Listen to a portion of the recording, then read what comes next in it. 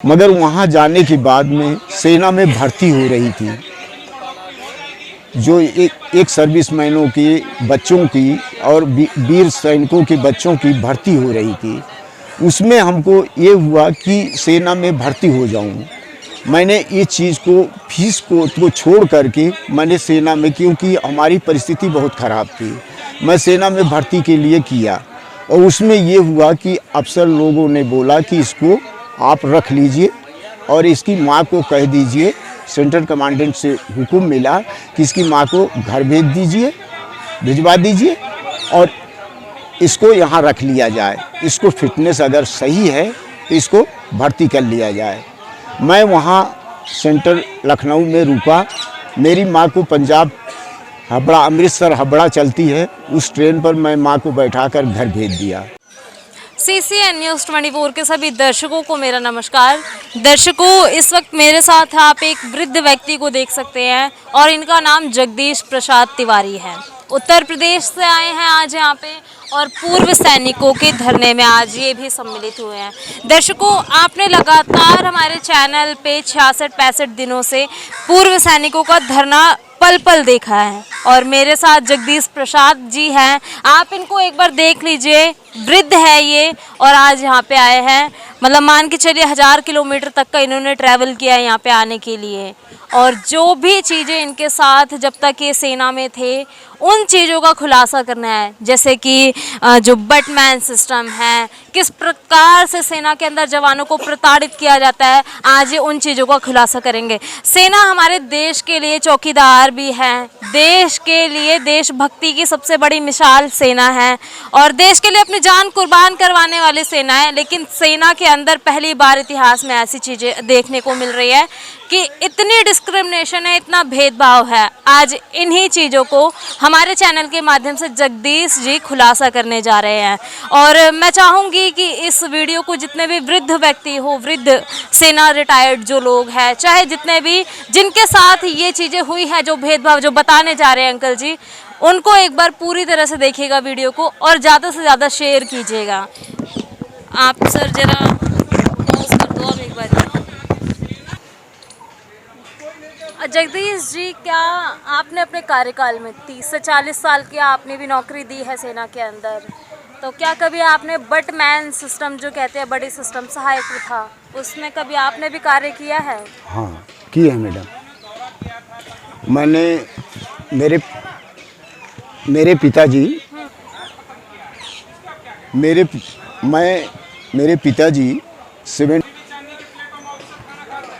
मैं प्रतापगढ़ डिस्ट्रिक्ट से विश्वनाथगंज हमारा पोस्ट ऑफिस है, नरहर पट्टी पद्माकरपुर मेरा गांव है। मैं यूपी से हूँ। मैं सेना में इसलिए इस मीटिंग में आए हैं कि यहाँ पूर्व सैनिकों की यहाँ धरना चल रही है, इसको सुन करके पेपर के माध्यम से यहाँ पहुँचा हूँ। आज मैं इस बात को जाहिर करना चाहता हूँ कि हमारे साथ कितनी ज़बरदस्ती और अन्याय हुआ है। मैं इसको माध्यम से प्रधानमंत्री नरेंद्र मोदी, रक्षा मंत्री, डिफेंस मिनिस्टर और जो भी ऊपर के अधिकारी हैं, उनको सबको मालूम होना चाहिए कि जवान के साथ कैसे व्यवहार किया गया और कैसे परिस्थिति से जवान गुजरा है। नंबर 1, जब मेरे पिताजी 71 की लड़ाई में ख़त्म हो गए थे तो उस समय मेरी उम्र 13 साल थी। मेरी माँ अनपढ़ थी, गांव का मैं रहने वाला हूँ, मेरी माँ अनपढ़ थी। उस सदमे से माँ हमारी कुछ भी गवर्नमेंट से नहीं मांगी, बहुत उसको, क्योंकि बच्चों की पिताजी ही पूरे हमारे घर की देखभाल करते थे। पिताजी के चले जाने के बाद में मेरी माँ पागल सी हो गई और वो गवर्नमेंट से कोई सहायता नहीं मांग पाई।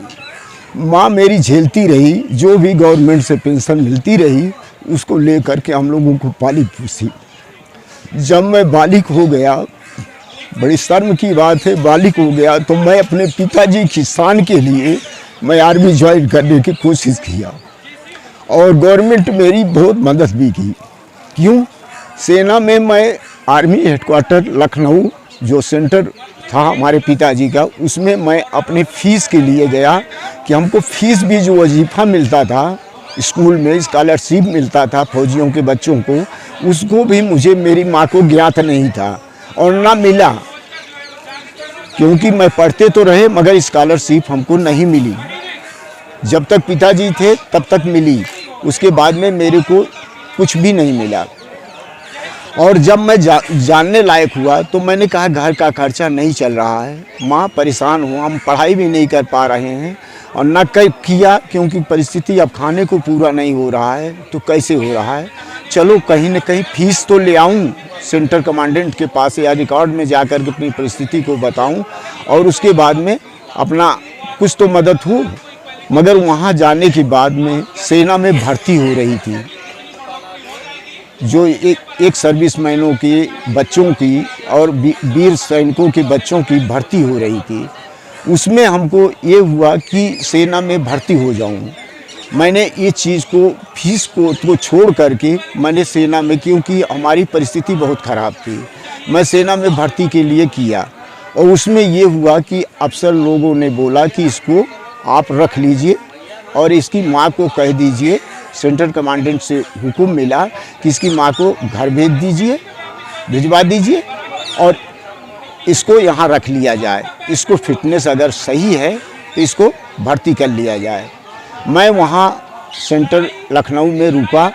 मेरी माँ को पंजाब हबड़ा, अमृतसर हबड़ा चलती है, उस ट्रेन पर मैं माँ को बैठाकर घर भेज दिया। और 9 अगस्त को 75 में मैं सेना में भर्ती हो गया। सब चीज़ मेरा फिटनेस आ गया और मैं सेना में भर्ती हो गया। भर्ती होने के बाद में मैं बहुत रुचि के साथ, बहुत ईमानदारी के साथ सेना में काम करता रहा। मेरे को 17 साल की सर्विस मैंने किया। 15 साल में मुझे लैंस नायकी का मौका मिला प्रमोशन का, और लैंस नायक बनने के बाद में मुझे क्या हुआ, नायकी का मिला प्रमोशन। नायकी बनने के बाद में सन 1984 में जो दंगा हुआ पंजाब का, उस समय हमारी यूनिट जो है यहाँ थी 409 फील्ड एम्बुलेंस मेरठ में। मैं सिक्किम से 178 MS से मेरे को यहाँ भेजा गया पोस्टिंग 409 फील्ड एम्बुलेंस मेरठ में। मेरठ में मैं एक्सरसाइज में मुझे लंगर कमांडर बना करके, मेस कमांडर बना करके जवानों का, मुझे टिबरी गुरदासपुर के पास है, वहाँ मुझे एक्सरसाइज में भेज दिया गया। मैं अपनी ईमानदारी से, वफादारी से काम वहाँ भी किया। मेरे पास कोई भी लंगर के साथ कोई सहायक नहीं मिला। मैं कुक के साथ जवानों को राशन, जवानों को खाना, जवानों को सब समय समय पर दिलाता रहा और काम उनके साथ, कुक के साथ करता रहा।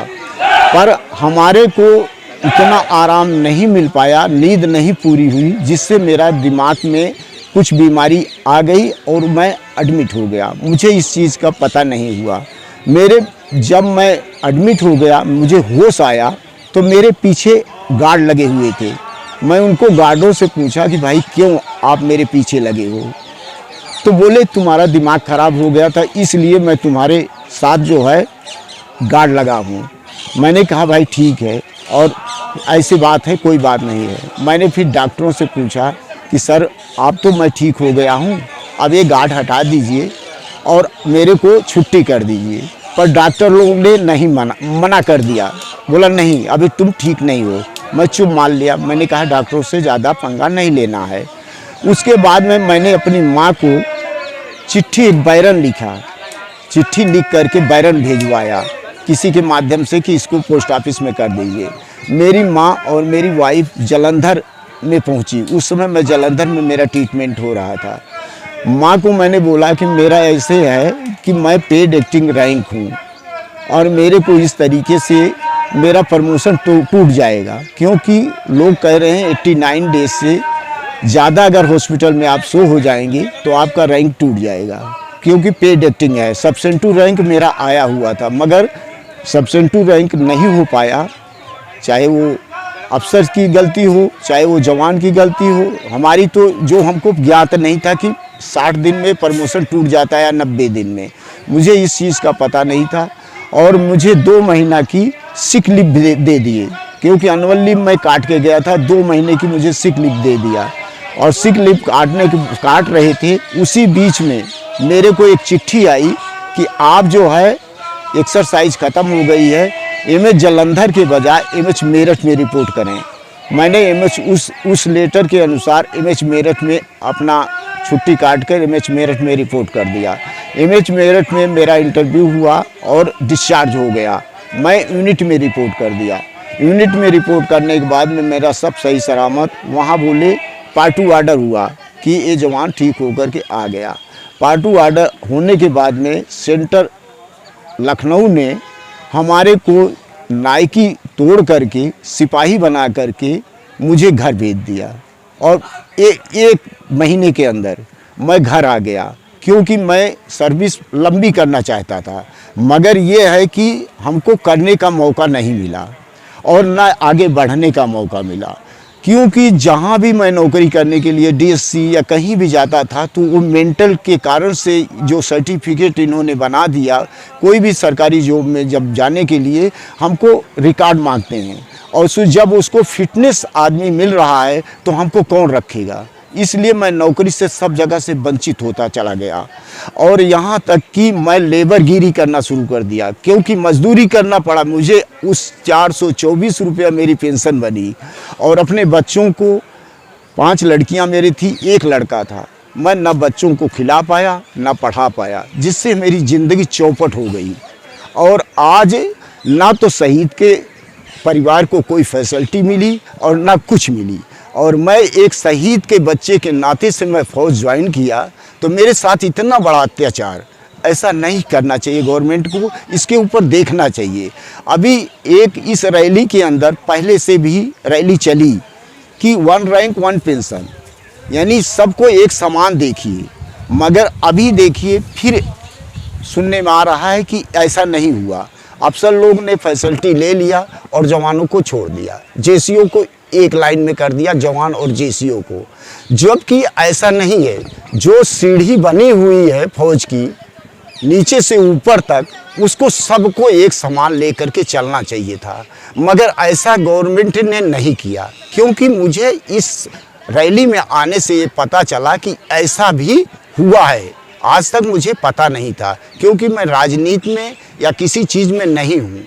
जो कुछ सरकार दे देती खा लेती है। जो कुछ भी हमको गवर्नमेंट या सेना में हुक्म मिला उसको मैं कार्य किया। मगर मेरे साथ इतना छल कपट हुआ कि जिससे मेरी ज़िंदगी तबाह हो गई और मेरा परिवार बिखर गया। मेरी माँ 2012 में डेथ कर गई, क्योंकि चिंता उसको इतनी सताई कि उसको कोई फैसिलिटी नहीं मिली। और मिली भी 71 में, जब भी हमारे फादर ख़त्म थे, डिफेंस से इतना वेलफेयर आया, इतनी चिट्ठियां आई, मगर माँ ने मेरी कोई भी मांग नहीं की, क्योंकि उसका दिमाग जो है परिवार के लिए कुछ भी नहीं मांगी। और आज तक एक गांव के प्रधान थे उस समय, वो तालाब में 1.25 बीघा पट्टा दे दिया, जो कि तालाब डूबा रहता है। और वहाँ से 1.25 बीघे में कभी प्रधान काट लेता है, कभी मिट्टी डलवा देता है, कभी खुदवा देता है। वो तालाब में भी मैं जोत नहीं पा रहा हूँ।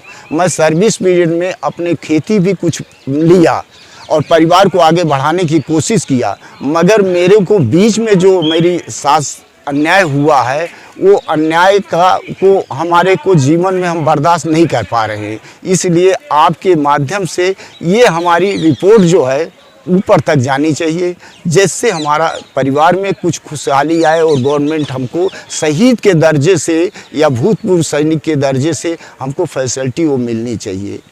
जबकि हमारा रैंक आज जो है, लोग आ रहे हैं 10 साल 12 साल में जेसीओ बन के आ रहे हैं, हवलदार बन के आ रहे हैं। मैं 17 साल नौकरी करके, मुझे बताइए, जो रैंक था वो भी तोड़ करके मुझे सिपाही बना। मैंने कौन गुनाह ऐसा किया? बीमार क्या कोई होता नहीं है? ऐसा नहीं होना चाहिए।